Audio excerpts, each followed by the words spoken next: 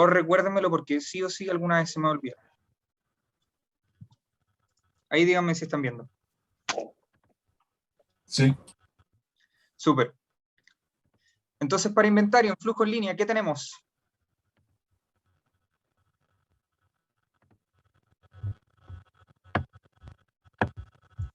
¿Petróleo? Petróleo, perfecto. ¿Alguno más? Profe, ahí petróleo se refiere solo a la extracción de petróleo A la o extracción de todo el petróleo. proceso? Ah, ya. El cobre de Chucky. El cobre de Chucky, fantástico. ¿Alguno más? McDonald's. McDonald's, fantástico. Sofía, ¿no? Súper. En intermitente, ¿qué pusieron?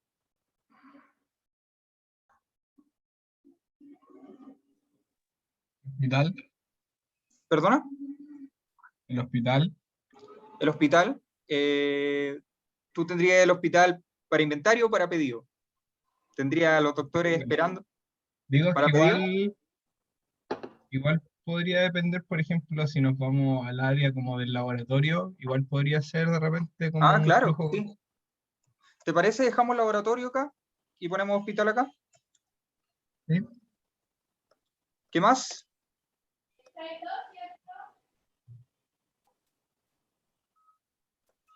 Mueblería. Mueblería, me gusta. Y lo dejé como mueblería, sí, que pase por distintas estaciones para terminar siendo el inventario. ¿Algunos para proyectos? Casa por arquitecto. ¿Casa por arquitecto tú la pedirías? Sí, ¿O por tú pedido. por pedido? ¿Casa por arquitecto? El restaurante fino.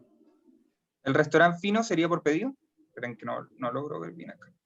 Sí, debiera. Restaurante fino. Vamos, ¿cuál más nos queda? En intermitente, ¿cuál más podríamos poner? Película. Perdón. ¿Sí? Película. Película, ¿tú la harías por pedido o la harías para inventario y que la gente la vea? Para inventario. ¿Y tú la pondrías que fuera intermitente o por proyecto? Por proyecto. Me parece fantástico. Yo creo que también se puede argumentar que podría ser por intermitente. Ayer varios quedaron con la duda de cuál era la diferencia general, y es que generalmente proyecto se hace se definen las etapas claramente desde el principio. Y también preguntaban si es que para proyectos únicos se utiliza el tipo de proceso por proyecto, y yo les mencionaba que sí, generalmente por la inversión que se realiza, por la inversión grande que se realiza en los proyectos. Vamos, terminemos con por pedido, y yo les voy a subir el material que tiene toda la información terminada. ¿Qué podría ser por pedido flujo en línea?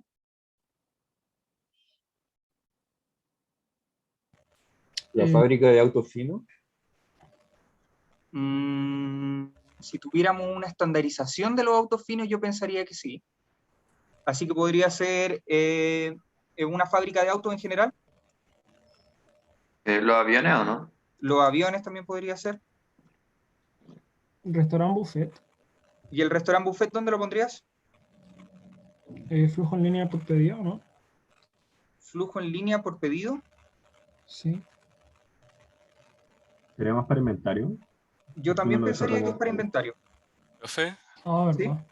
la fábrica de autos y los aviones no irían en intermitente. Yo pensaría que los aviones y la fábrica de autos van en línea, que se producen paso a paso, pero quizá podría estar confundiéndolo un poco con el taller de autos, en donde ahí pasa por distintas estaciones. Y yo creo que se puede argumentar perfectamente que aviones o fábrica de autos puede tener algún tipo de intermedio entre intermitente y flujo en línea. Profe, ¿Sí? que en el caso del restaurante buffet, más que flujo en línea podría ser intermitente, porque no creo que esperen a que, no sé, el plato de fondo esté listo para empezar a hacer la ensalada. O sea, la Yo pueden hacer concuerdo totalmente. mucho contigo. Y listo, ahí estaríamos, ¿no? ¿Nos falta alguna? Tengo una duda. ¿Sí? ¿por qué fábrica de autos y aviones va por pedido y no para inventario? Si no hacen como en Disculpa. particular. Yo pensaría que aviones sería por pedido, definitivamente. Los aviones, según Boeing los pide, o LATAM los pide a Boeing o Airbus. Mientras que concuerdo contigo que yo creo que los autos serían para inventario. Mientras El que los lado autos dice como de autos finos. de autos finos yo podría ponerlo acá o por flujo en línea o por intermitente. Tengo una pregunta. ¿Sí? ¿El restaurante fino por qué? ¿Por proyecto? Oh, perdón, esa es mala mía. Debería ser aquí. Ahí sí. Pero de todas formas, ¿no sería un flujo en línea? Como preparar un plato, un pedido, así como... Yo pensaría yo pido un plato. Yo pensaría, Felipe, que las cosas se pueden hacer en paralelo. Por ejemplo, una estación se encarga de la ensalada, otra estación se encarga de la carne, para hacerse ensamblada finalmente en una estación final. No sé si te hace sentido a ti, al menos. ¿Y eso no ocurre para McDonald's también? También puede ocurrir para McDonald's, pero pensamos que es un poco más lineal. Pensamos que hay una estación que pasa al principio y que es un flujo. Quizás porque es más estándar. Sí, yo creo que va de la mano por eso, de que es un poco más masivo, un poco más estándar y que ocurre continuamente. ¿Sí? Me queda súper claro. Les voy a subir el material con la información. ¿Y cuáles son algunos de los factores de elección o decisión de por qué yo elegiría en línea, intermitente o por proyecto? ¿O elegiría por inventario o por pedido? Podría ser algún tipo de requerimiento de capital y costos de operación. Generalmente el proceso en línea requiere altísimos costos de capital. Por ejemplo, construir una máquina papelera, por ejemplo, construir una refinería, por ejemplo, construir un restaurante entero, con la idea de tener menores costos operacionales a lo largo del tiempo. La autopista, armarlas salen carísimo, carísimo, carísimo, carísimo, pero operarla es muy barato, porque simplemente es poner la estación de peaje y que la gente cobre, y pagarle a una persona porque cobre en la estación de peaje. Las condiciones de mercado. Los volúmenes altos generalmente llevan a procesos en línea. McDonald's no podría ser lo grande que es actualmente si es que no tuviera procesos más estandarizados, más masivos, más que no haya tanta flexibilidad. Si nosotros a McDonald's le pidiéramos que cada vez que nosotros hagamos algún tipo de pedido, yo quiero la hamburguesa de cerdo, yo quiero la hamburguesa de soya, yo quiero una hamburguesa de poroto, no podría tener tanta velocidad para responderme las necesidades que yo necesito y el volumen gigantesco de personas que necesita atender. Y disponibilidad, costo y habilidades de mano de obra. Generalmente, como les estaba mencionando en la clase pasada, los procesos en línea utilizan máquinas muy especializadas, pero no necesitan que las personas se encuentren tan capacitadas como en otros casos. ¿Sí, Sergio? McDonald's puede ser un flujo intermitente. Cuando te hacen la hamburguesa, pide un pedido, te hacen la hamburguesa, la papa frita. Yo creo que se puede argumentar que sí. Yo creo que es un caso difuso entre una combinación de ambos. Entre un flujo en línea y un flujo intermitente. Claro. Gracias. Algunos otros factores de elección, la capacidad administrativa, la capacidad que yo tengo de controlar algunos tipos de procesos, si yo quiero subcontratar o manejar algunos procesos. La disponibilidad y precio de la materia prima. Imagínense que yo tengo una papelera, entonces necesito un flujo constante de celulosa que entre a mi máquina. Si ese flujo de celulosa no llega, yo tengo que detener la máquina y se cancela toda la producción. Y el estado de la tecnología, en donde el flujo en línea tiene un poco más de riesgo frente a factores de cambio. Mejora en tecnología o mejora en proceso afectan muchísimo los costos que va a tener toda la industria en general. ¿Sí, Sergio, de nuevo? ¿O estás levantando la mano de antes? No, era la mano de antes, perdón. Gracias. Y esta se la voy a subir actualizada, porque no estaba la versión final, y está graficado la estructura del producto, pasando de volúmenes bajos de producto único a volúmenes altos que están bien estandarizados, en donde en volúmenes bajos tendríamos como película, un barco, proyectos bien serios, hacia volúmenes altos muy estandarizados como lo que sería una refinería de azúcar.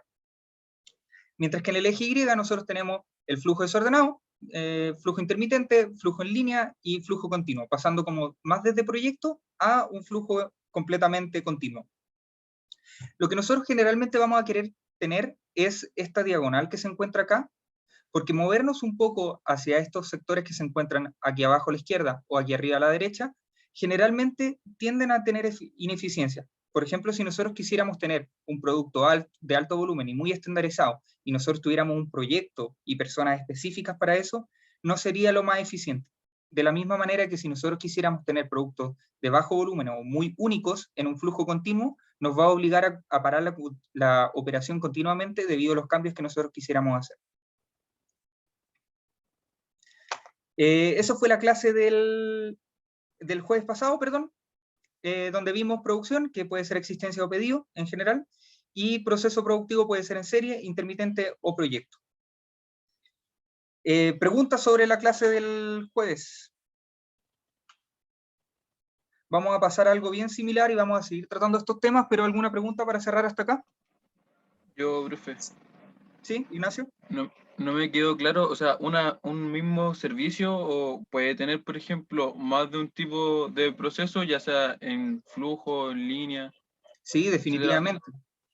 Perdona que ocupe el ejemplo tan seguido, pero en las papeleras, los que hacen los jumbos gigantescos de papel es un flujo en línea completamente. Tienen una máquina gigantesca, personal poco capacitado, que la máquina está funcionando 24/7 durante terremotos, feriados, lo que sea, mientras que tienen otras estaciones que son intermitentes, en donde ellos, por ejemplo, generan algún tipo de fibra especial o generan algún tipo de servilleta especial o algún tipo de producto especial en donde necesita pasar por distintos puntos o distintas etapas para que el producto final salga. Entonces las empresas pueden tener múltiples estructuras de procesos. Lo importante es que ustedes las conozcan generalmente y sepan por qué yo me decidiría por una o me decidiría por la otra. Comprendo. Gracias, profe. Pasamos a un tema bastante similar, si es que nadie más tiene más preguntas, que vendría siendo análisis de Yo procesos. tengo una, con respecto, por ejemplo, a la mueblería. Cuando uno a veces va a una mueblería, uno pide un mueble como uno quiere, no necesariamente están fabricados ya. Claro, incluso lo mencionamos un poco antes, no sé si lo recordará, que no es fijo. Uno puede ir a una mueblería en donde yo pida el mueble específico que corresponde a la sala de estar de mi casa, que yo tengo, suponte, la Switch, y tengo la Xbox, y tengo la PlayStation, y quiero un espacio para cada una de ellas. ¿Cómo yo puedo ir al Sodimac a comprar un mueble estandarizado? Entonces depende del enfoque y los objetivos que tenga cada una de las compañías en particular. Claro, sí. ¿Sí?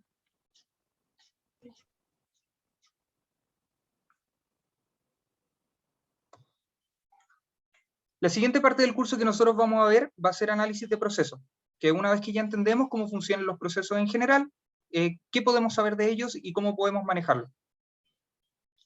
Y un poco de motivación, que lo vamos a volver a ella después. Supongamos que el pueblo tiene una única máquina dispensadora de alcohol gel.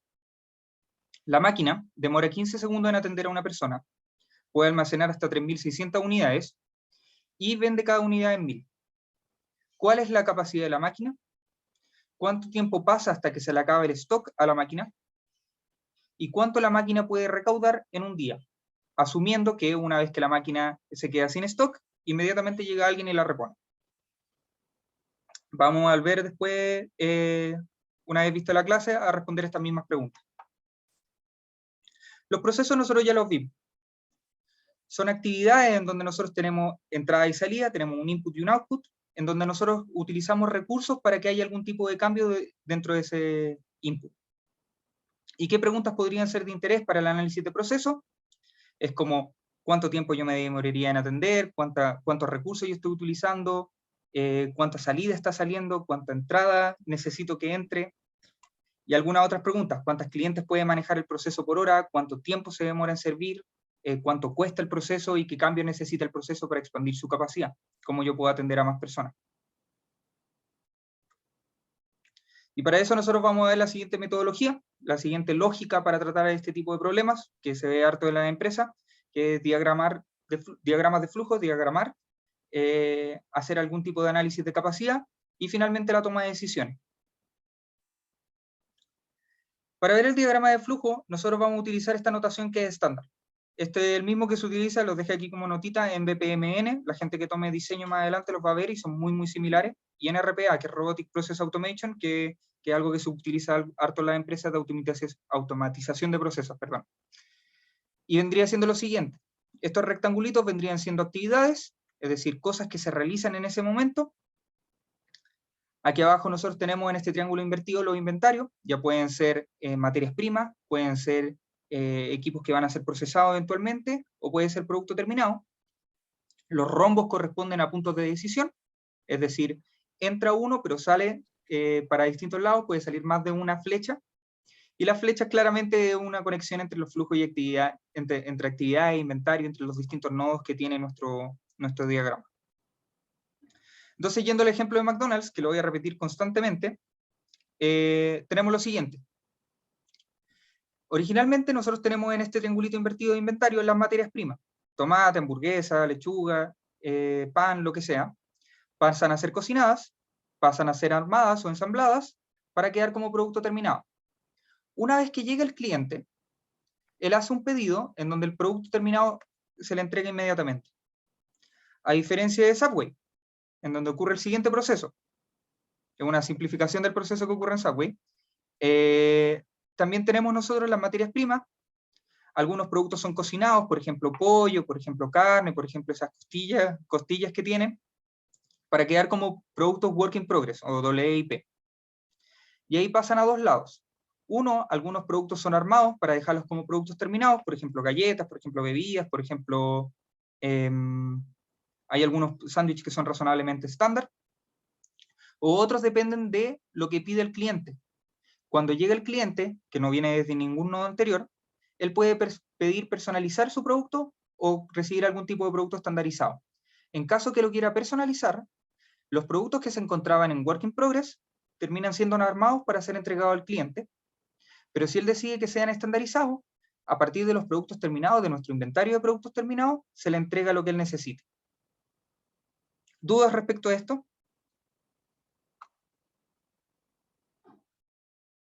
Continúo. El análisis de capacidad es interesante, porque como habíamos visto al principio del curso, hay distintos tipos de objetivos que van a tratar de alcanzar la empresa. Y esto afecta principalmente el precio y el tiempo. ¿Qué pasa si nosotros tuviéramos mucha capacidad? Es decir, tenemos la capacidad de atender a muchísima gente. Imagínense en el caso de McDonald's que puede atender a una cantidad infinita de personas, o en Rappi que puede tener muchos motociclistas que van a atender a personas. Generalmente incurrimos en costos de capital, costos de recursos humanos, costos de recursos, problema en flujo de caja. Mientras que del otro lado, si nosotros tenemos poca capacidad, es decir, tenemos pocos motociclistas, poca hamburguesa o poca capacidad de generar hamburguesa, generalmente los clientes tienen que esperar. Y generalmente es un daño a la marca, es un golpe a la marca en cuanto a perjudica, es una mala experiencia. No sé si algún caso le ha tocado que han tenido que esperar en Rappi que no le haya llegado el producto, en Uber Eats que no le haya llegado el producto, en Corner Shop, en donde todos salimos perdiendo, a decir verdad, y por escasa capacidad. Entonces, pasando un poco más de los términos del curso y cosas que vamos a seguir viendo más adelante, vamos a tener nosotros una actividad I, en donde tenemos un lambda I de entrada y un mu I que corresponden a lambda I, la demanda o tasa de entrada, que son la cantidad de unidades a procesar por unidad de tiempo importante, y mu de I, que corresponde a la tasa de servicio, y corresponde a cuántos son el máximo de unidades que yo puedo procesar por unidad de tiempo. Y este va a ser el concepto de capacidad que nosotros vamos a utilizar dentro del curso. Y acá vamos a utilizar tres tiempos que son importantes, que vendrían siendo el tiempo de ciclo, que corresponde al tiempo promedio entre la producción de 2 unidades consecutivas cuando el proceso ocurre de forma continua. Perdón que se lo lea, pero se lo voy a explicar un poco más a profundidad. Y el tiempo de flujo, que corresponde al tiempo mínimo, voy a cambiar la slide que ustedes tienen, en que una unidad pasa en el proceso. Entonces, ¿qué significa cada uno de estos? El tiempo de ciclo corresponde al tiempo promedio. Imaginemos que el proceso está ocurriendo continuamente. Ya hay procesos adelante, hay procesos atrás, por ejemplo, se hacen algún tipo de órdenes, nosotros pasamos por un proceso de ensamblaje o de construcción, para después pasar a un proceso de venta más adelante. El tiempo de ciclo se corresponde al tiempo promedio en que se producen las cosas. Entonces corresponde a la capacidad a la menos 1. Si nosotros, por ejemplo, atendiéramos a una persona por minuto, esa es nuestra capacidad, nosotros podemos atender, nuestro tiempo de ciclo sería 60 segundos, es decir, la capacidad a la menos 1.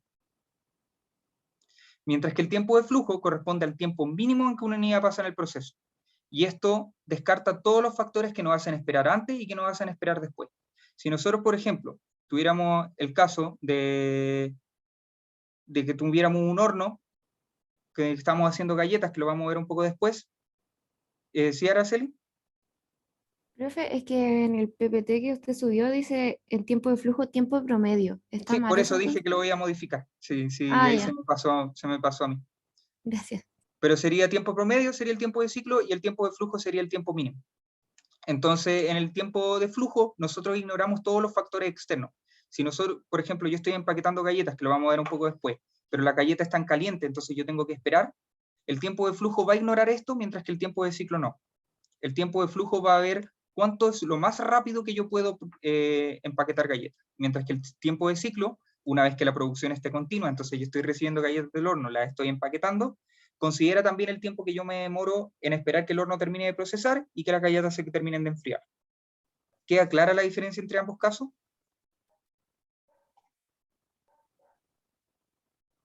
¿Podría repetirle, profe? Dale, ¿con el ejemplo o no? Sí, con el ejemplo, que ahí me perdí un poco. Imaginemos tenemos unas galletas, estamos vendiendo galletas, entonces pasamos por el orden de galletas, lo vamos a ver un poquito después, vamos a tener un horno en donde las galletas se hacen, después se enfrían, pasan por el proceso de empaque, que somos nosotros, y finalmente terminan siendo vendidas. El tiempo de ciclo corresponde a, una vez que el proceso está ocurriendo de forma continua, es decir, se reciben órdenes, las galletas se meten en el horno, las galletas se enfrían, y yo empaqueto, el tiempo promedio que yo me demoro cuando el proceso está ocurriendo de forma continua. Es decir, yo voy a considerar dentro de todo mi tiempo lo que yo estoy esperando a que el horno termine de procesar y que las galletas se terminen de enfriar. Porque yo no voy a poder empaquetar galletas si es que el horno no termina de pasarme cosas. Mientras que el tiempo de flujo, vamos a asumir que solo el tiempo en que yo logro empaquetar, es el tiempo mínimo, es lo más rápido que yo puedo empaquetar las galletas. Y no voy a ignorar el tiempo que yo estoy esperando a que me llegue la galleta. Me dice si entendió. Ya, bacán, gracias.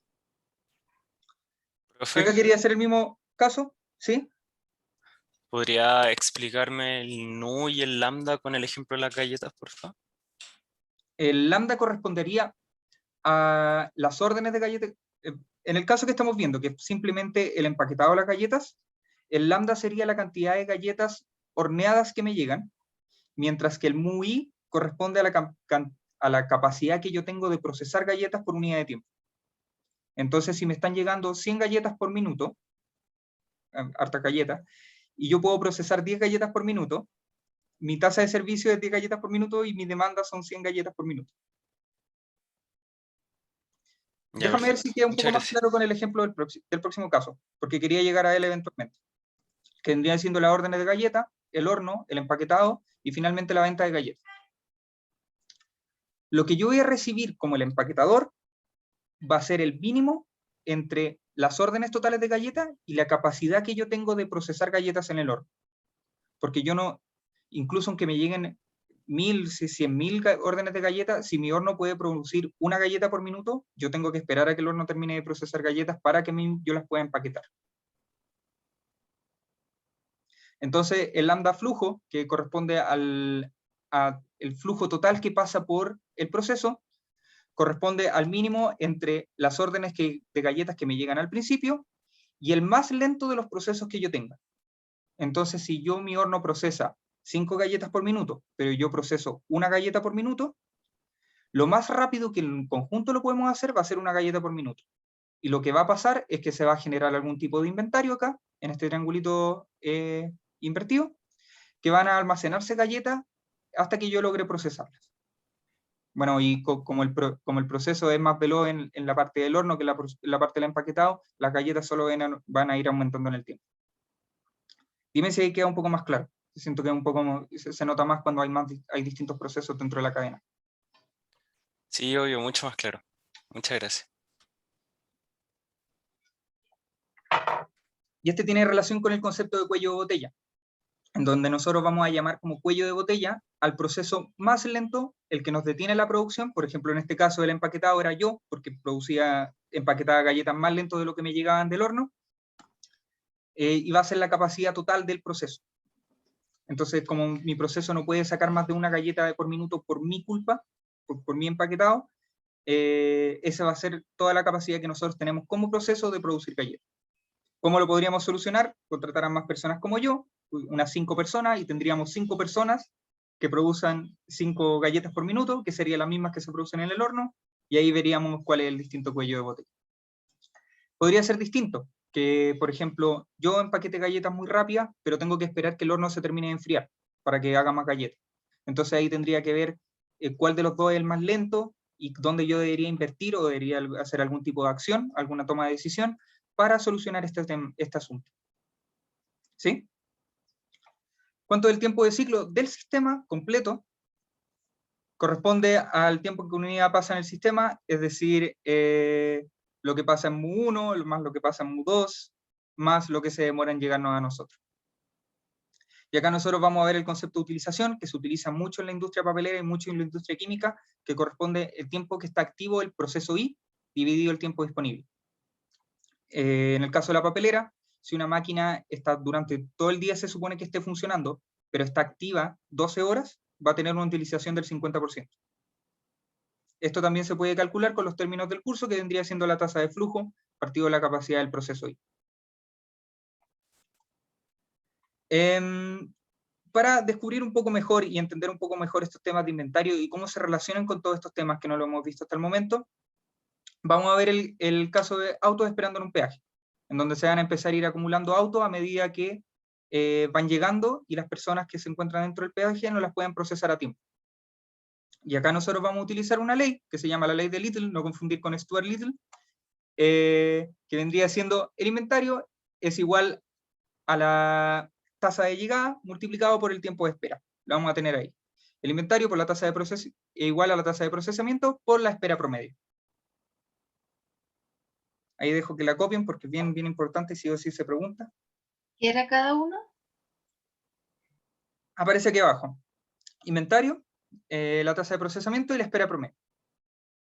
Entonces, lo vamos a ver también en un ejemplo acá, que sería el inventario que nosotros tenemos, es decir, el número promedio de entidades que nosotros tenemos en el sistema, lo vamos a llamar L, va a ser igual al lambda, la tasa de flujo, multiplicado por la tasa tiempo promedio en el sistema. Sé que es una fórmula y se ve amenazante con el lambda y la L y la W mayúscula, pero es súper sencilla, súper lógica la fórmula. La vemos en un ejemplo un poquito más adelante.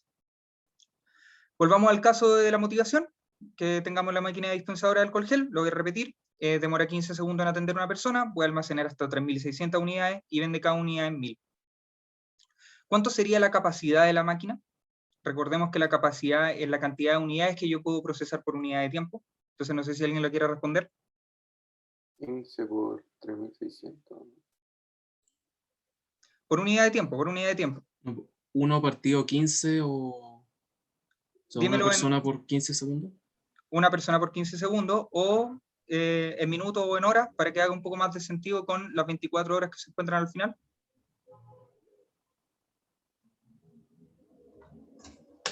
Estoy buscando mi calculadora. Una persona cada 15 segundos.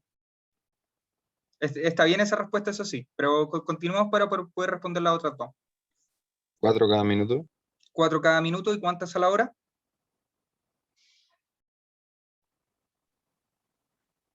140, ¿no? Hay 240. 240, exactamente. Entonces la capacidad de la máquina puede ser o una persona cada 15 segundos, 4 personas por minuto, o 240 personas por hora.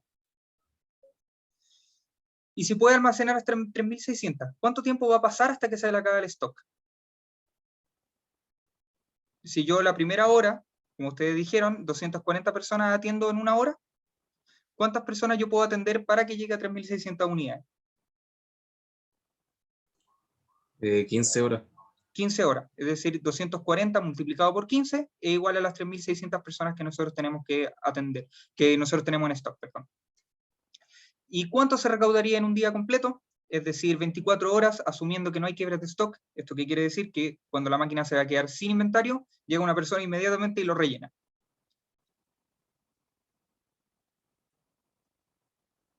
Si en una hora yo atiendo 240, en 24 horas yo atiendo 140.000. 5.760. ¿Y cuánto yo recaudo entonces? 5 palos, 760.000. 5 palos, 760.000. Fantástico. Les voy a dejar 3 ejercicios. Súper. Si alguien del grupo 2 me podría ayudar respondiendo la primera, ¿cuál es la lógica que hizo para resolverla? No son nada difícil, como se dieron cuenta, no, nada del otro mundo. Nosotros lo resolvimos como por las unidades. Que tendría que quedar en pasajeros y había una cantidad de pasajeros por minuto y otro por minuto. Entonces Claro. multiplicamos las dos cosas y nos dio los pasajeros en promedio de la cola. Entonces, ¿qué les dio? 100. Para el caso 2, una planta tiene 20.000 unidades, ¿otro grupo?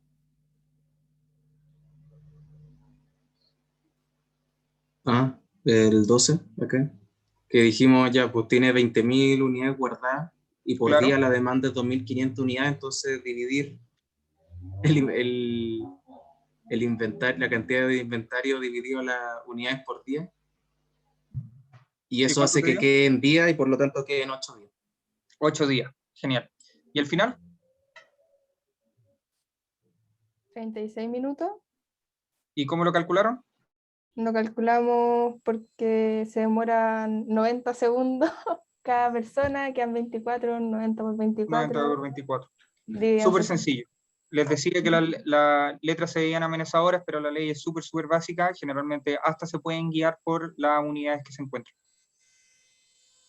Eso es lo que vamos a conversar con análisis de procesos, es lo que generalmente se ve, no es nada difícil. Esto se aplica en los casos que vamos a ver. El próximo jueves nosotros vamos a tener el caso 1, es importante que vengan, vamos a tener una evaluación durante el mismo curso. Y nosotros hoy día vimos diagramas de flujo y la ley de Litt. Profe. ¿Sí? ¿Todos los casos van a estar en inglés? Todos los casos van a estar en inglés, lo lamento. Pero consideramos que es importante que mejore su inglés.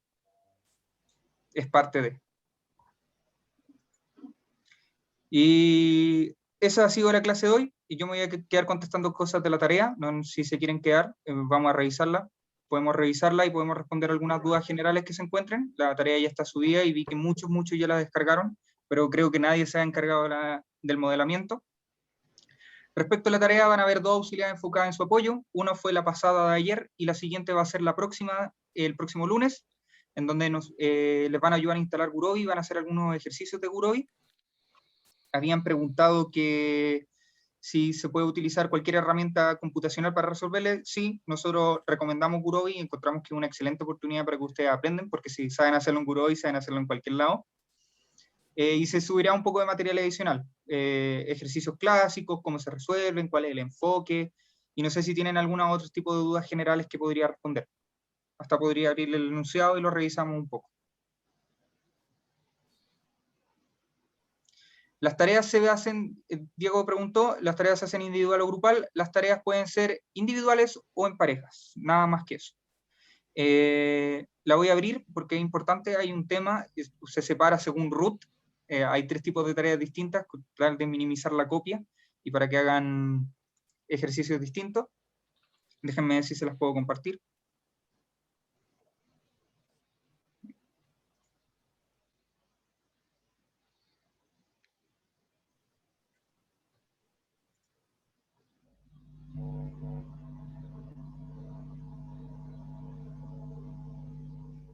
Acá está. El siguiente es un caso real realizado en una empresa en Chile, por mí, así que es bien interesante, le tengo harto cariño a esta tarea, y es efectivamente lo que actualmente utilizan. Todos los meses corren un modelo de optimización idéntico al que ustedes van a realizar y se ahorran, les prometo que una millonada de plata por mes, millones de dólares al mes, por un modelo muy sencillo que ustedes podrían hacer si es que logran detectarlo de manera oportuna. Entonces hay una papelera que desea planificar la receta de todos sus productos, también llamado los SKU, para la siguiente temporada, y piden ayuda a ti debido a experiencia de optimización. Los papeles que se producen dependen de la utilización de 3 tipos distintos de materias primas o fibras, que son la celulosa, reciclado nacional y el reciclado internacional. Estas materias se utilizan en distintos porcentajes para la receta para cada uno de los productos finales. Cada celulosa y reciclado tiene un distinto nivel de blancura y una disponibilidad en toneladas para ser comprada en el mercado. Se ve bien, ¿verdad? Sí. Sí. Adicionalmente, la utilización de cada una de estas materias primas lleva consigo una pérdida de fibra en forma de residuo. Esta pérdida de fibra es particularmente relevante, dado que cada kilogramo de residuo genera 2 kilogramos de lodo. Esto quiere decir que en efectos prácticos el papel se pierde cierto material, por ejemplo el cartón o por ejemplo las revistas que están un poco más sucias, generan un poco de suciedad que se mezcla con el agua y genera kilogramos de lodo. Y debido a restricciones medioambientales que son reales, la cantidad de lodo generado no se puede superar las 120 toneladas. Y esta fibra no directamente afecta las necesidades de materiales para la producción. Y respecto a los temas de calidad de los productos, se solicita que los SKU producidos se encuentren dentro de un rango de más o menos 1 de la blancura estándar solicitada. Es decir, si un papel tiene blancura estándar de 86, puede tener blancura entre 85 y 87, con la intención de que los clientes puedan diferenciar claramente los productos en los pasillos de tienda y supermercado. Porque si yo voy al supermercado y veo que el producto barato es del mismo color que el producto caro, yo para eso mejor compro el producto barato. Y la próxima vez que ustedes vayan al supermercado y revisen los distintos precios y revisen y estén tratando de comprar algún tipo de servilleta, papel confort o Vallanova, revisen los de distintos precios y revisen si tienen el mismo color de blancura, porque las blancuras son distintas por normativa que tienen dentro de la empresa. Y el cálculo de esta blancura viene dado por el promedio ponderado de las blancuras de sus componentes. Es decir, un producto creado en partes iguales por materias primas de blancura 88 y 80, tendría una blancura 88 por 50%, más 80 por 50%, 84.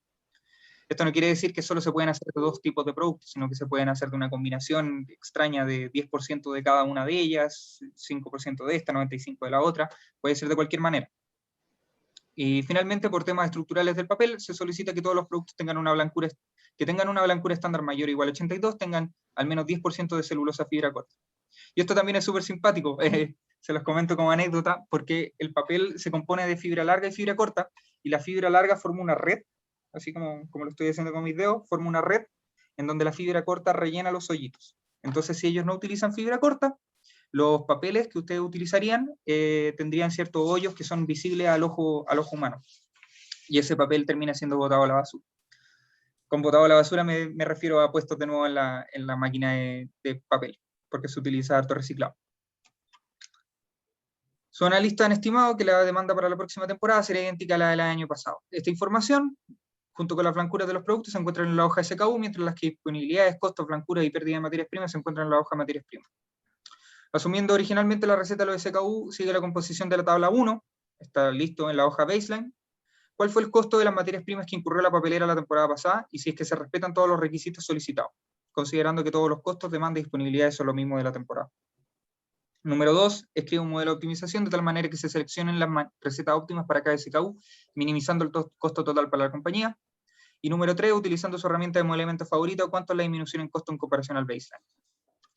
Nosotros hemos corrido esto en al menos 2, 3 modelos distintos y nos dio siempre lo mismo, así que no creo que haya temas de óptimos locales o cosas por el estilo. ¿Dudas hasta acá? ¿En qué momento se usa el Excel? ¿Los datos de Excel? El Excel tiene los datos. Tiene los datos de la blancura estándar de los productos, tiene las disponibilidades, costos, blancura y pérdida de fibra de las materias primas, y tiene la composición que se utilizó el año pasado. Ya. ¿Y esos datos se meten en la optimización o no? Se tienen que utilizar definitivamente la optimización. Porque, sí. ¿Alguien más preguntó? Lo que hay que optimizar en el fondo, lo que se refiere a recetas óptimas, es como la proporción de materias primas que se están utilizando. Exactamente, la proporción de materias primas que tiene cada SKU. Ya comprendo. ¿Algo más para aclarar? Y la siguiente parte va a estar diferenciada según el último número de tu root. No el dígito verificar. Por ejemplo, mi root, que termina 18463.523, termina en 3, yo pertenecería al grupo 1. Y la persona que 12345678 pertenecería al grupo 3. Considera el último número 8, por lo tanto pertenece al grupo 3. Solamente es necesario responder el grupo que te corresponda. En caso de estar realizando la tarea en pareja, como habíamos permitido, se puede escoger uno de los dos grupos de los cuales pertenecen. Me da lo mismo. Si una persona termina en 3 y la otra termina en 5, pueden hacer el que más les guste. Las tareas están razonablemente equidifíciles, se podría decir. Entonces, tienen 2 preguntas fáciles y una un poquito más difícil. Nada fuera de lo normal. Así que ahí depende de qué grupo les toca y yo iré respondiendo después. Les recomiendo utilizar el Discord. Yo generalmente me llegan notificaciones del Discord de personas que han preguntado cosas o cosas por el estilo cuando yo converso con mis amigos quizás, entonces también me aparecen las notificaciones de ustedes preguntando. Es un muy buen método que yo y el Diego utilizamos, el auxiliar, por lo que los recomiendo que lo utilicen. ¿Sí? Hincha pelota, weón. Eso, ¿más dudas? Yo me voy a quedar acá, pero ustedes están completamente liberados.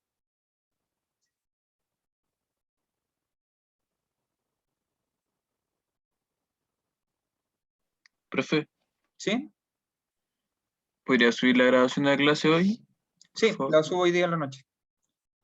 Gracias.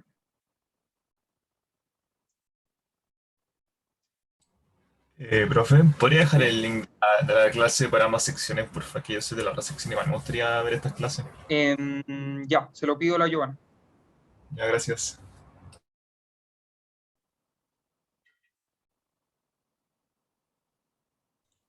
Profe, duda muy capciosa que no me acuerdo si la contestaron.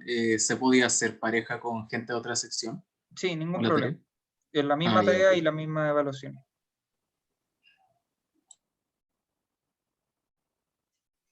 Profe, y si la pareja tiene otro grupo en la parte de los roots, ¿nos unimos al mismo grupo ahí? ¿O también nos separamos? Pueden elegir el que quieran. Si, por Ya. ejemplo, tú terminas con 4 y él termina con 7, pueden elegir entre el 2 y el 3. Ya, perfecto.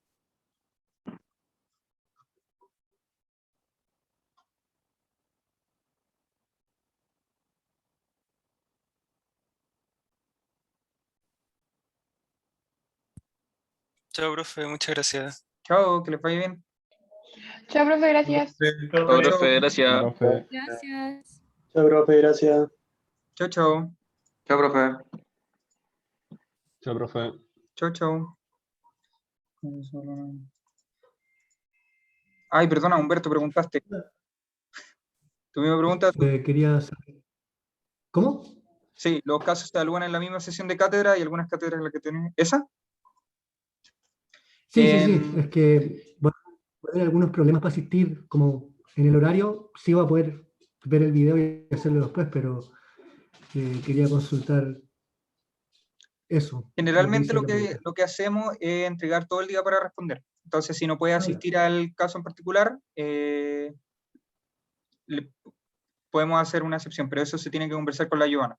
Yo creo que podrías ver el caso después y responder las preguntas en su momento. Pero eso tienes que, como dije, avisárselo a la Giovanna. Ya, vale, entonces hablo con ellos. Súper. Ya, gracias, que estés bien. Igualmente. Profe, ¿Sí? ¿cuándo dijeron que nos iban a enseñar a renovar la licencia de Guroi? El próximo lunes. Ah, ya, perfecto. Muchas Esta gracias. tarea se entrega la semana subsiguiente, jueves. ¿Como la semana de vacaciones? Si no me equivoco. Antes de la semana de vacaciones. Ya, perfecto. Gracias, que esté bien, chao, chao. Igual, chao. Profe, una pregunta. ¿Sí? Que dijo que había hecho esto con varios solvers y había dado siempre lo mismo, ¿cierto? Sí. ¿Qué otro solver ocuparon aparte de Gurobi? No queremos decirlo. Uno es el de Google y el otro no queremos decirlo. Pero no quieren decirlo para no darnos malas ideas o... Para no... Es un poco más... No, prefiero ocupar la quinta enmienda. Prefiero Entiendo. quedarme callado. Bueno, y ¿qué tanta libertad podemos darnos con los supuestos para la tarea o es bien directo lo que hay que hacer y hay poco donde perderse? Yo personalmente creo que hay poco donde perderse. Suponte, yo llegué con el texto escrito y el auxiliar lo resolvió en día y medio. Genial. No, cualquier cosa la preguntan, obviamente. Si yo creo que las recetas pueden tener 200% de materia prima, la pueden preguntar y yo les voy a decir que no rotundamente. Claro.